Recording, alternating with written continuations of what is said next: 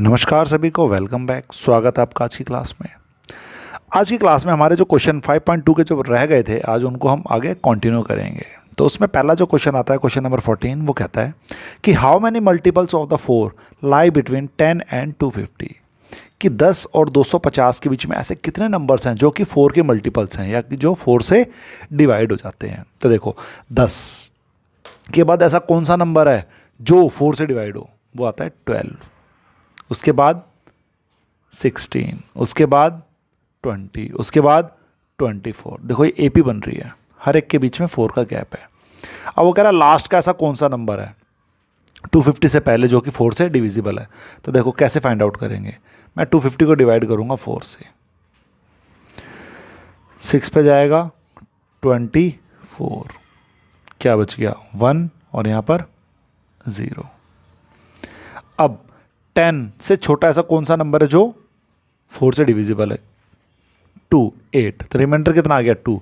तो अगर मैं 250 में से ये रिमाइंडर माइनस कर दूं तो मुझे वो नंबर मिल जाएगा जो 4 से पूरा डिविजिबल है, तो वो है 248। तो हमारी एक एपी बन गई। उस एपी को हम देखो कैसे लिखेंगे।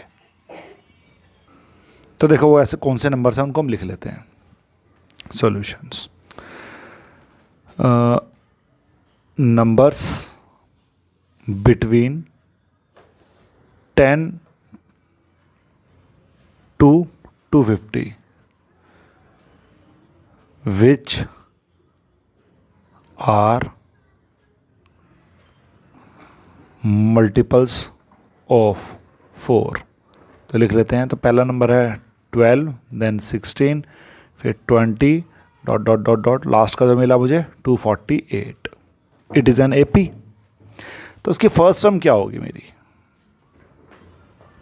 First term a equals to में आ गए 12 एंड कॉमन डिफरेंस 4, क्योंकि 4 के मल्टीपल हैं, 4 से ये डिवाइड हो रहे हैं।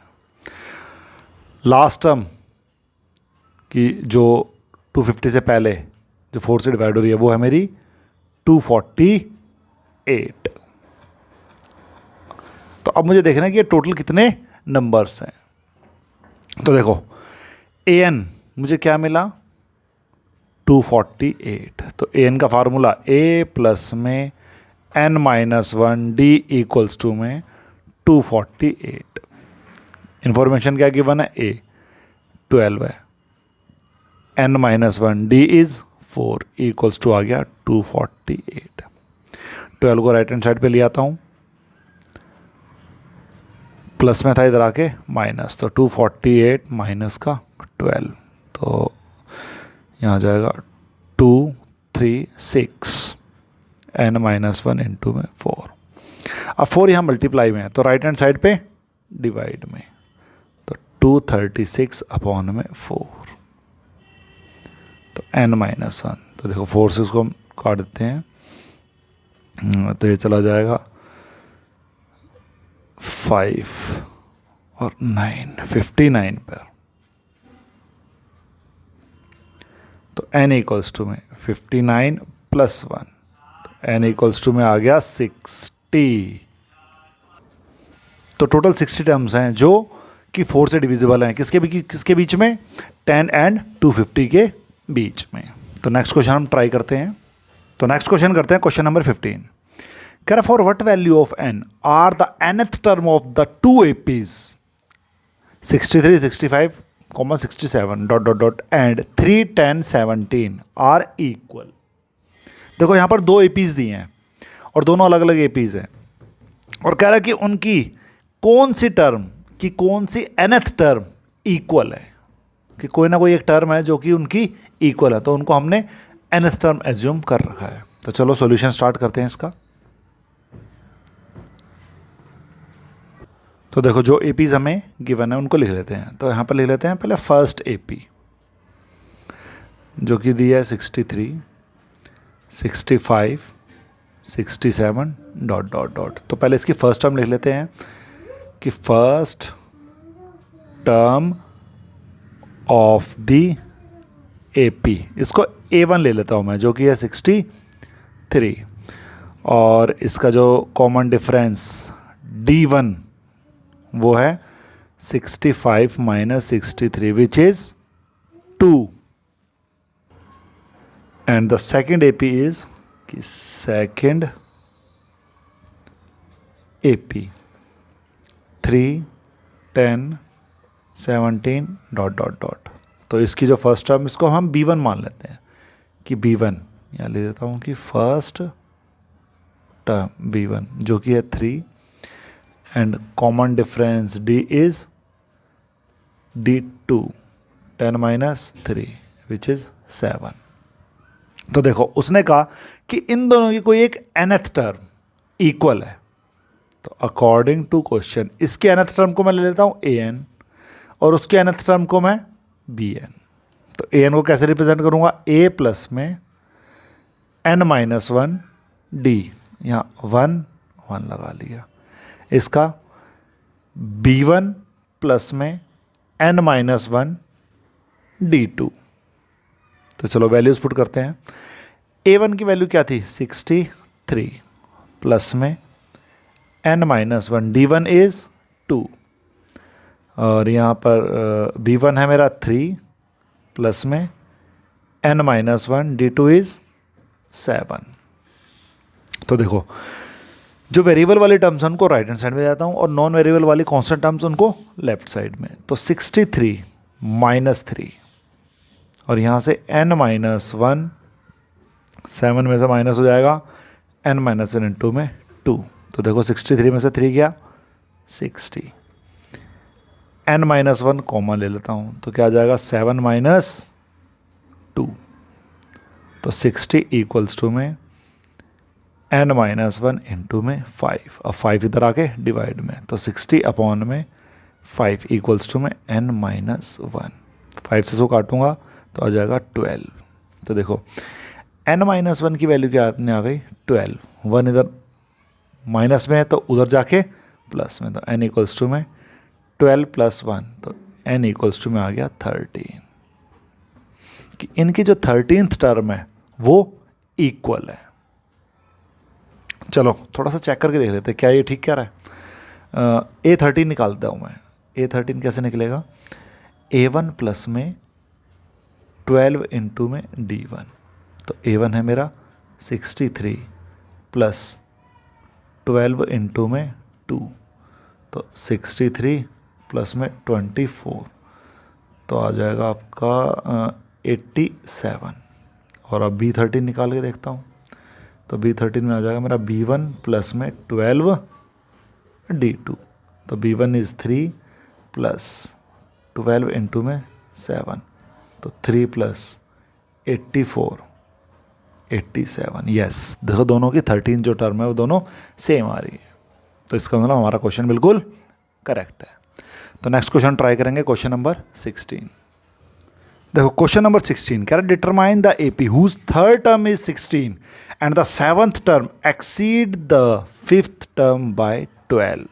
तो दो कंडीशन इसमें दी हैं। अब इस में मुझे ना ए पता ना डी पता, तो उनको हम एज्यूम कर लेंगे कि let the first term of an AP is A and common difference is D.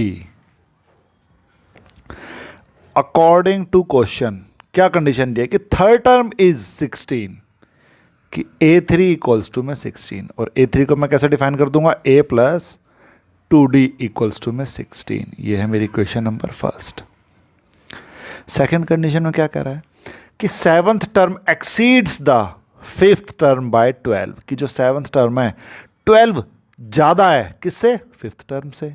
तो अगर मैं फिफ्थ टर्म में 12 ऐड कर दूँ तो दोनों इक्वल हो जाएंगी। यस, तो कंडीशन थी A7 इक्वल्स टू में A5 प्लस 12। तो A7 को लिख लूँगा मैं A plus 6D equals to में A plus 4D equals to में नहीं सॉरी प्लस 12। अब यहाँ देखो A से A कट गया तो 6D minus 4D equals to में 12। तो 2d इक्वल्स टू में 12, देन d इज 6, कि मुझे d मिल गया। अब मैं इस d की हेल्प से यहाँ इक्वेशन नंबर फर्स्ट से a फाइंड आउट कर लूँगा कि पुट द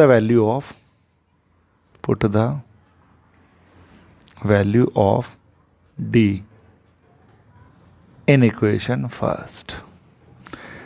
तो a प्लस में 2 इंटू में d इज 6 इक्वल्स टू में 16, तो a प्लस 12 इक्वल्स टू में 16, तो a इक्वल्स टू में 16 माइनस 12, तो a इक्वल्स टू आ गया 4। तो a की वैल्यू आ गई 4। a पता है, d पता है, उसने कहा कि डिटरमाइन द AP, तो AP की हम टर्म्स निकाल लेते हैं कि रिक्वायर्ड AP। देखो फर्स्ट टर्म क्या है 4, तो सेकेंड टर्म कैसे निकलेगी, 4 में कॉमन डिफरेंस ऐड कर दो, आ जाएगा 10। थर्ड टर्म इज 10 में 6 ऐड करेंगे 16, 16 में 6 ऐड करेंगे 22, ऐसे फाइंड आउट मैं कर लूँगा। ठीक है, सिंपल सा क्वेश्चन था। क्वेश्चन नंबर 17 ट्राई करते हैं। देखो क्वेश्चन नंबर 17 कह रहा है कि find the 20th term from the last term of the AP।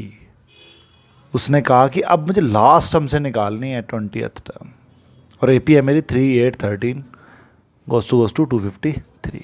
तो देखो इसका एक फार्मूला बताऊंगा। अभी तक हम an क्या था मेरा कि a प्लस में n-1d, 2, 4, 6, मैं कह रहा हूँ कि इसकी 5th टर्म निकालो, 6th टर्म निकालो, ये निकालो। तो हम अभी तक तो जो टर्म्स निकालते थे वो स्टार्टिंग से निकालते थे, बट अब उसने कहा था कि पीछे से निकालो। जब इसने कहा कि पीछे से निकालो तो हम इसका एक नया फार्मूला बना लेते हैं, और वो क्या है, देखो an था जब हम आगे से कोई टर्म निकाल रहे हैं, तो अब पीछे से निकालनी है तो हम कर लेंगे ln, मतलब लास्ट से टर्म निकालनी है। a की जगह आ जाएगा l, प्लस के बदले आ जाएगा माइनस, बाकी सब सेम। तो सिर्फ क्या चेंज हुआ है, an जब हम स्टार्टिंग से निकालते हैं, ln जब हम पीछे से निकालेंगे। a फर्स्ट टर्म होती थी, l is the last term, और प्लस की जगह माइनस, बाकी सारा क्वेश्चन सेम रहेगा हमारा। चलो स्टार्ट करते हैं सॉल्यूशन। AP मेरी क्या दी हुई है, 3, 8, 13 ...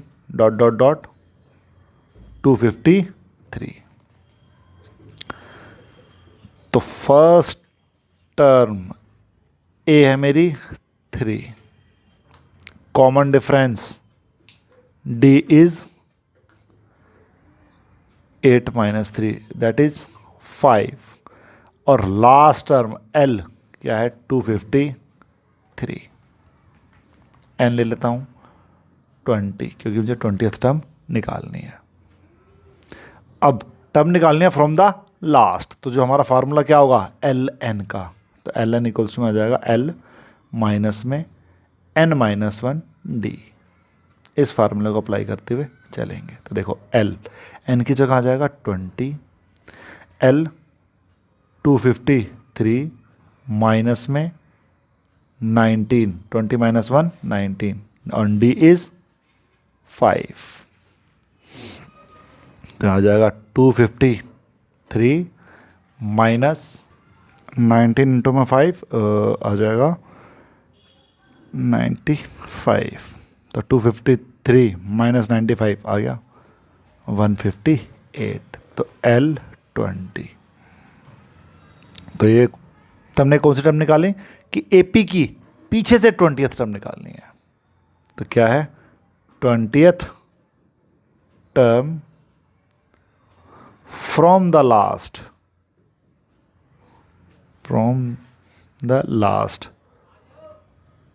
ऑफ द AP इज 158। आ गया आंसर। क्वेश्चन नंबर 18 ट्राई करेंगे। देखो क्वेश्चन नंबर 18 कह रहा the sum of the 4th and 8th term of the AP is 24 and the sum of the 1st and 10th term is 44। Find the first 3 terms of the AP।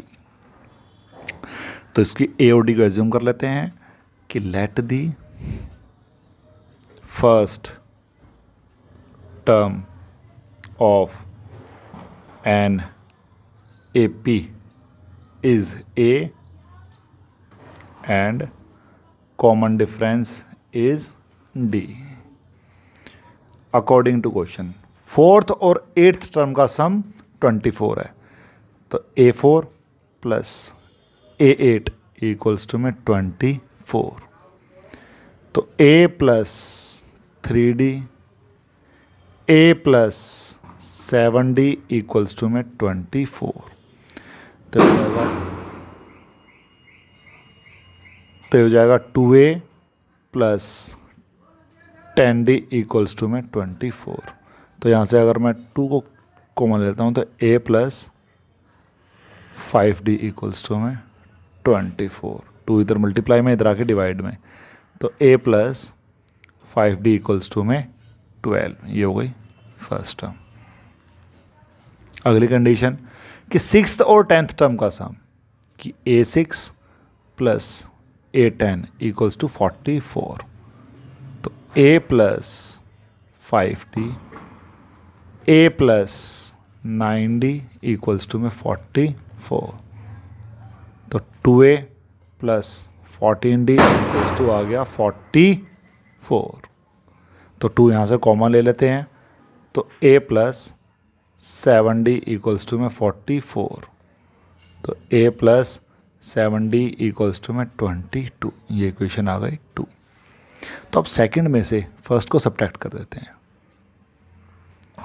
Subtract equation first from second, तो second वाली ऊपर आ जाएगी, A plus 7D equals to में 22, A plus 5D equals to में 12, minus minus minus cancel out, क्या बच गया 2D और यहाँ आ जाएगा 10, तो D इज़ 5, तो D की वैल्यू 5 आ गई।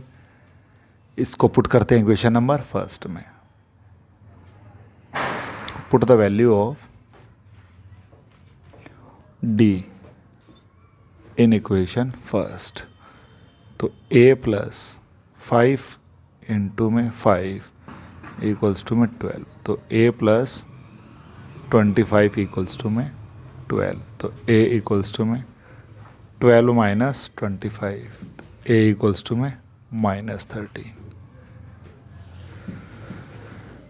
तो A की वैल्यू -13 और D इज 5। तो उसने कहा कि फर्स्ट 3 टर्म्स निकाल दो,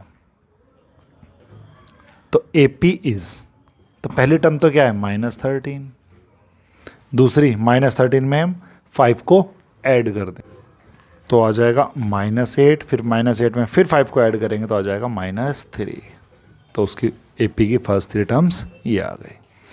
अब करेंगे क्वेश्चन नंबर 19।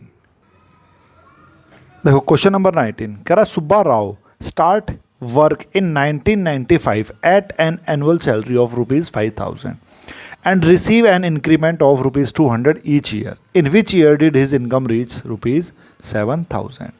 कह रहा सुब्बा राव है, उसने काम स्टार्ट करा और उसकी जो सैलरी थी ना, फर्स्ट सैलरी वो थी 5,000 रुपये, और फिर हर साल उसकी सैलरी में 200 रुपये इंक्रीज़ होते चले गए। तो वो पूछ रहा है कि कितने साल बाद उसकी सैलरी 7,000 हो जाएगी, वो मुझे बताना है।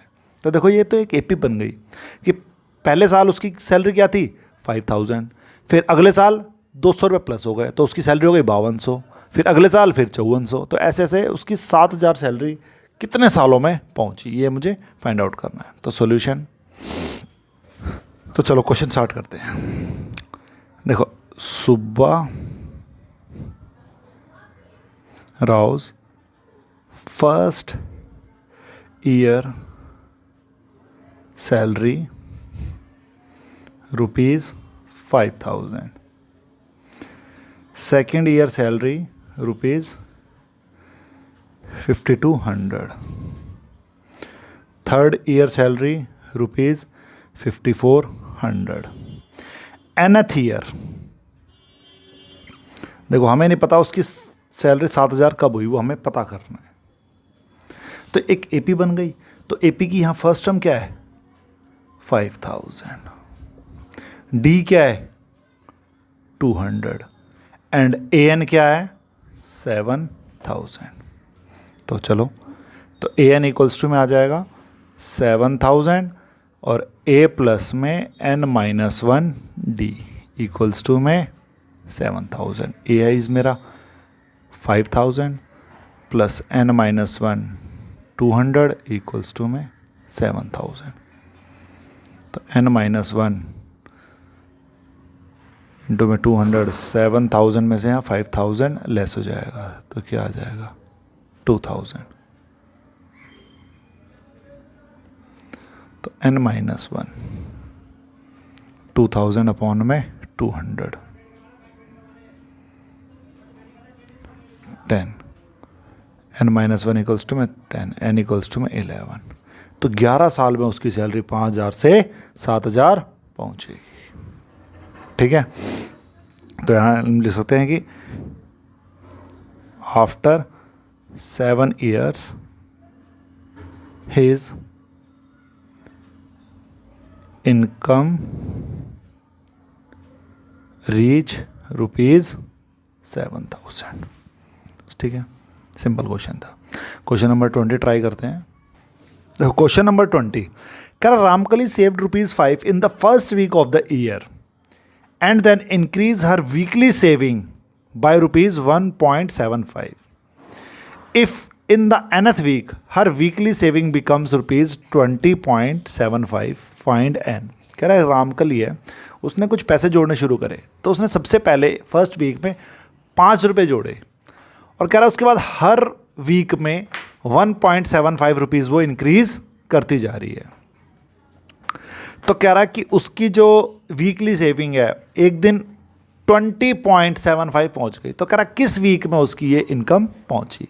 तो देखो एक एपी बन जाएगी, फर्स्ट टर्म क्या हो जाएगी इस एपी की 5, कॉमन डिफरेंस 1.75 और 20.75 क्या है, 20.75 है कि किस वीक में उसने इतना पैसा जोड़ा।